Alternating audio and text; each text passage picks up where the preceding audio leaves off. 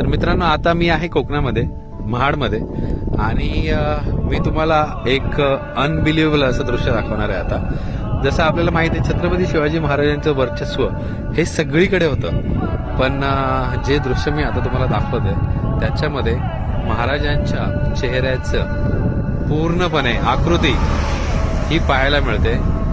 जी समोर पर्वतरांग आहे तिकडे बघा, महाराजांची जिरेटोप, त्याच्यानंतर डोळे, नाक, होठ आणि दाढी, हे सगळं बघा किती हुबेहूब पाहायला मिळते.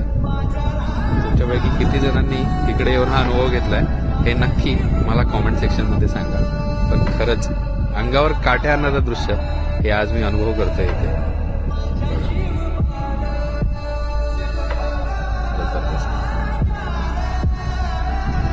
आहे की नाही?